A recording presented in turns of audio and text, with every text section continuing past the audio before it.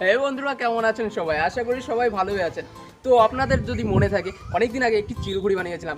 সেই চিলঘুড়িটি দারুণভাবে উড়ছিল, কিন্তু সেই চিলঘুড়িতে অতটা বেশি মজা হয়নি বা অতটা আমেজিং বা অতটা কুল ছিল না আমাদের ওই চিলঘুড়িটি। সেই জন্য আজকে আপনাদের জন্য এমন একটি চিলঘুড়ি নিয়ে এসেছি, এমন একটি চিলঘুড়ি বানানো দেখাবো আপনাদের, যেটা দেখে আপনারাও খুবই অবাক হবেন। তো আপনাদেরও মনে ইচ্ছা হবে যে এইরকম চিলঘুড়ি যাতে আপনারাও বাড়িতে তৈরি করতে পারেন। তো চলুন দেখা যাক ঘুড়িটি কীরকম। ও দেখতে পাচ্ছেন, এটি হচ্ছে আমাদের চিলঘুড়ি। দেখতে পাচ্ছেন কতটা বড় আমাদের ঘুড়িটি। এটি আমার হাইটের সমান এই চিলঘুড়িটি। আর দেখতে পাচ্ছেন এই চিলঘুড়ির ডিজাইনটা আর লেজটা তো বিশেষ করে কতটা দারুণ লাগছে। তো এই ঘুড়িটির একটি খাসিয়াত আছে, মানে এর একটি গুণ আছে। যখন এই চিলঘুড়িটি আকাশে ওড়ে তখন এই চিলঘুড়ির ডানাটি এইভাবে নড়ায়, যেরকম একটি পাখি নিজের ডানা নড়ায় ঠিক সেইভাবেই। তো চলুন বন্ধুরা, দেখা যাক আমাদের ঘুড়িটি কিভাবে বানিয়েছি। বন্ধুরা দেখতে পাচ্ছেন আমাদের ঘুড়ি, এটি হচ্ছে আমাদের ঘুড়ির স্ট্রাকচার। তো দেখতে পাচ্ছেন এটি আমাদের ঘুড়িটি কতটা অসম লাগছে। আমাদের ঘুড়ির এক সাইডে পলিথিন লাগানো রয়েছে আর এক সাইডে নেই। তো দেখতে পাচ্ছেন, তো এই যে একটি কাঠি এখান দিয়ে এইভাবে বাঁধা রয়েছে এবং সুতোর সাহায্যে ওখানে টানা বাঁধা রয়েছে। আর সেই রকমই এইদিকেও দেওয়া রয়েছে। আর নিচের সাইডে দেখতে পাচ্ছেন কতগুলি চটা আর দিয়ে দেওয়া আছে আর কতগুলি এইভাবে দেওয়া রয়েছে, যার কারণে আমাদের ঘুড়ির লেজটি দারুণ দেখাচ্ছে। তো এই ভিডিওর মধ্যে আমি এই ঘুড়িটির ডায়াগ্রাম দিয়ে দেবো, তো আপনারা যদি চান বাড়িতে দেখে দেখে বানাতে পারবেন।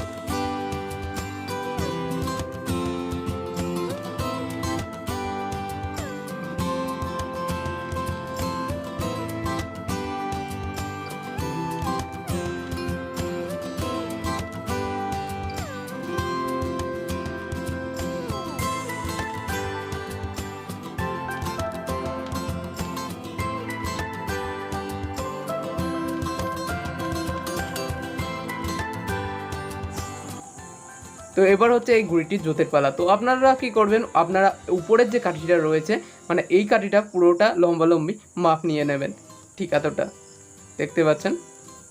তারপর এই কাঠিটার মাপ নিয়ে নিচের কাঠিটায় ওই অবধি মাপ দিয়ে দেবেন। তারপর সেখানে একটি সুতো বাঁধবেন। এটি হলো একটা সুতো বাঁধা। ঠিক সেমভাবে আর এই ডানাতেও আর একবার মাপ দিয়ে নিয়ে একটি সুতো বেঁধে দেবেন। তো এটা হলো আরেকটি সুতো হয়ে গেল। তো দেখতে পাচ্ছেন এই দুটোকে একটি সুতো দিয়ে বাঁধিয়ে নেবেন। এবার হচ্ছে ওপরের কাঠির পালা। ওপরের কাঠিতে আপনি কি করবেন, আপনার যে কাঠিটি ছিল, মানে ওপরের কাঠির যে মাপটি ছিল সেটিকে অর্ধেক করে ভেঙে নেবেন। তারপরে এখান থেকে এইটুকু করে মাপ দিয়ে নেবেন। ওপরের যে কাঠিটা রয়েছে সেখানে দুটো সুতো বেঁধে নেবেন, তাহলে আমাদের জোতটি কমপ্লিট হয়ে যাবে। দেখতে পাচ্ছেন এইভাবে জোতটিকে বেঁধে নেবেন। তো দেখতে পাচ্ছেন বন্ধুরা, আমরা ঘুড়িটি নিয়ে মাঠে চলে এসেছি। এবার আমাদের ঘুড়িটি উড়িয়ে দেখবো যে আমাদের ঘুড়িটি উড়ছে কিনা। আমরাও সঠিক জানি না যে আমাদের ঘুড়িটি উড়বে কিনা আর আমাদের ঘুড়িটির পাখাটা মেলবে কিনা। তো চলুন দেখা যাক, ভিডিওটি দেখতে থাকেন, তাহলে আপনারা জানতে পারবেন যে আমাদের ঘুড়িটি কীভাবে উড়লো। তো চলুন বন্ধুরা, আমাদের ঘুড়িটিতে সুতো বেঁধে নিয়ে যাক। তো আমাদের ঘুড়িটি একটু বড় সাইজের, সেই জন্য আমরা একটু মোটা সুতোর ব্যবহার করছি আমাদের ঘুড়িটি ওড়ানোর জন্য।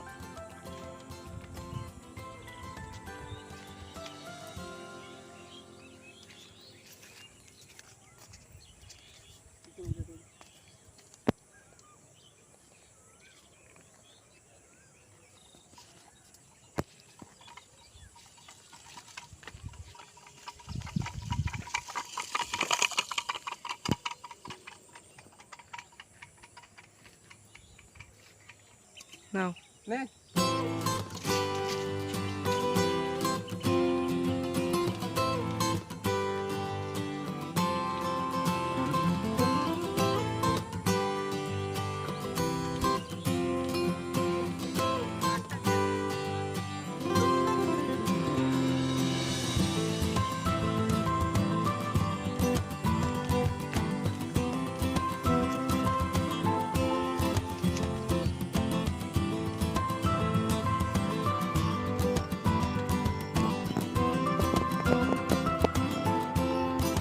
তো আমাদের ঘুড়িটি তো সবই ঠিক আছে, আমাদের ঘুড়িটি উড়ছে, কিন্তু আমাদের ঘুড়ির যে ডানা নড়ানোর ব্যাপারটা আছে না, সেটা ঠিকঠাক হচ্ছে না। আপনি দেখতে পাচ্ছেন আমাদের ঘুড়িটি স্ট্রেটভাবে উড়ছে, আমাদের ঘুড়ির ডানাটা ঠিকভাবে নড়ছেই না।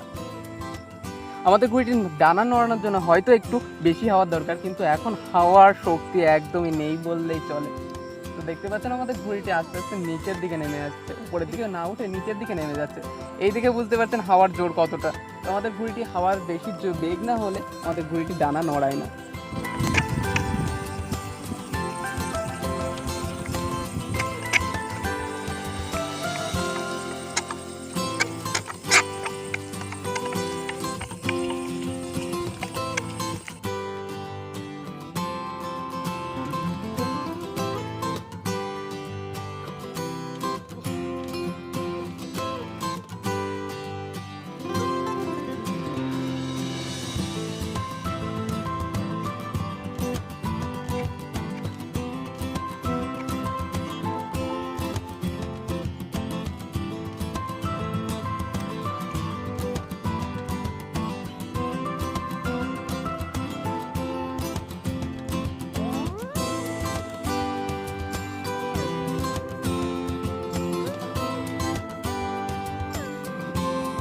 তো দেখতে পাচ্ছেন বন্ধুরা, আমাদের বেলাটা অনেকটাই চলে গিয়েছে। তো আমাদের ঘুড়িটি এবার আস্তে আস্তে নিচে নামিয়ে ফেলবো। তো সুতোটা আস্তে আস্তে জড়িয়ে ফেলি, আমাদের বাড়িতেও যেতে হবে আবার।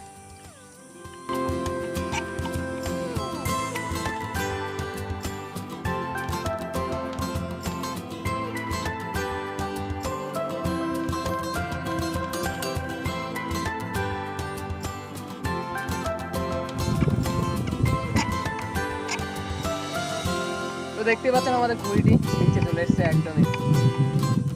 তো আমাদের ঘুড়িটি দেখতে পাচ্ছেন কতটা অ্যামেজিং দেখাচ্ছে।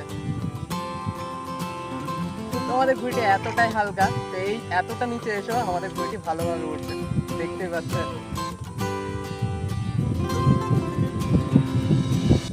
তো বন্ধুরা, ভিডিওটি আজকের জন্য ব্যাস এইটুকুই। তো দেখা হচ্ছে আবার নেক্সট একটি ইন্টারেস্টিং ভিডিও নিয়ে। ততক্ষণ ভালো থাকবেন, সুস্থ থাকবেন।